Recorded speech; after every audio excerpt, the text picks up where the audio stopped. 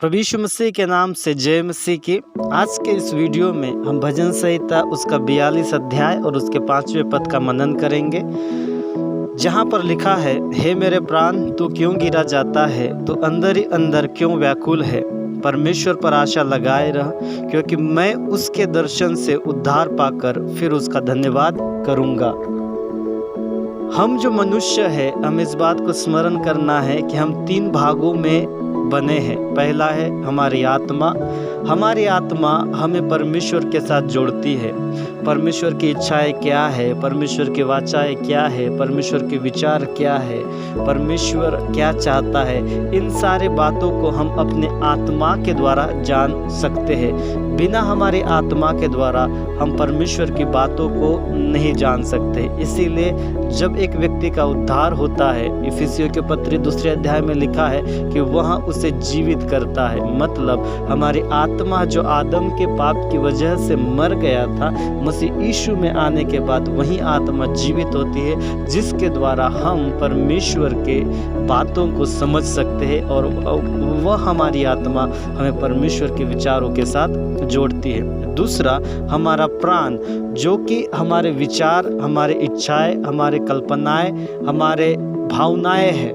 हमारा प्राण हमें एक दूसरे व्यक्ति के साथ जोड़ता है। उदाहरण के लिए एक व्यक्ति दूसरे व्यक्ति के साथ कैसे जुड़ेगा?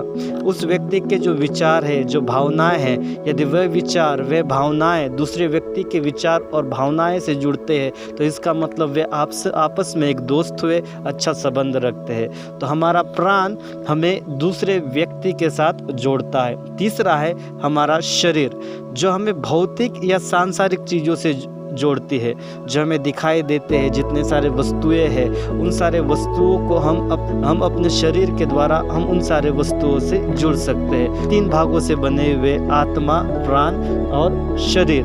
आत्मा हमें परमेश्वर के साथ जोड़ती है, प्राण हमें दूसरे व्यक्तियों के साथ जोड़ता है और शरीर हमें सांसारिक चीज़ों से, भौतिक चीज़ों से हमें जोड़ता है।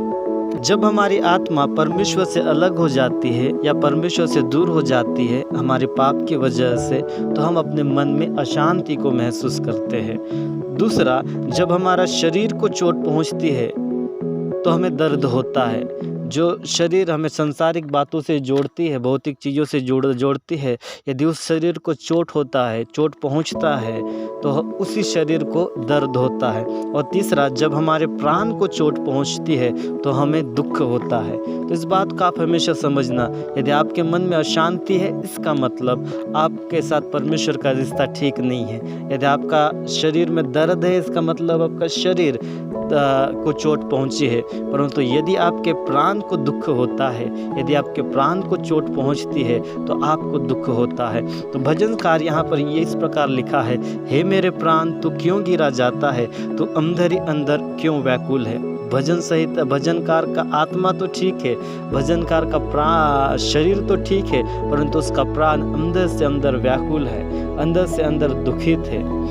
तो उसी दुख को व्यतीत करने के लिए वह इस गीत को गाता है। और हम एक बात को जानते हैं कि जब हमारा शरीर को चोट पहुंचता है या फिर बीमार हो जाता है, तो हम डॉक्टर के पास जाते हैं और हम उसका इलाज करते हैं और उस इलाज के द्वारा हमारा शरीर स्वस्थ हो जाता है। लेकिन जब हमारा प्राण, हमारे अंदर के मनुष्य को जब दुख होता है, जब वह व्याकुल होता है, तो हमें क्या करना चाहिए? भजनकार यहाँ पर एक उत्तम बात को कहता है। वह क्या कहता है? हे मेरे प्राण तू क्यों गिरा जाता है, तो अंदर ही अंदर क्यों व्याकुल है, परमेश्वर पर आशा लगाए रह। मेरे प्रियो, मैं आपको यह बताना चाहता हूँ, यदि आप दुख महसूस करते हो, जो तकलीफों का सामना आप कर रहे हो, जो दुखों का सामना आप कर रहे हो, जिस परेशानियों का सामना आप कर रहे हो और जिसकी वजह से आप दुखों का अपने प्राण में दुख को, अपने प्राण में व्याकुलता को महसूस कर रहे हो, तो उस व्याकुलता को दूर करने के लिए, उस दुख को दूर भगाने के लिए आपके पास एक चीज़ है जो परमेश्वर ने आपको दिया है, वह है परमेश्वर के ऊपर आशा। आशा का मतलब क्या है? आशा का मतलब यह होता है कि अब वर्तमान में मेरे पास दुख है, वर्तमान में मेरे पास तकलीफ है, लेकिन मेरा आने वाला भविष्य, आने वाला कल अच्छा होगा। इस बात की जब हम उम्मीद करते हैं तो वही उम्मीद आशा कहलाती है। आसान शब्दों में, आने वाले कल मैं एक अच्छे भविष्य का उम्मीद करता हूँ, वह है मेरी आशा। दूसरा, उसके विपरीत निराशा का मतलब वर्तमान में मेरे पास दुख है, क्लेश है, लेकिन मैं इस बात का उम्मीद करता हूँ, मुझे इस बात का विश्वास है कि जिस प्रकार आज मैं दुखों को भोग रहा हूँ, उसी प्रकार मेरा कल भी, मेरा भविष्य में भी मुझे इससे भी दुखों का सामना करना पड़ेगा। मेरे जीवन में सुख कभी नहीं आएगा, मेरे जीवन में आनंद कभी नहीं आएगा। यह निराशा है।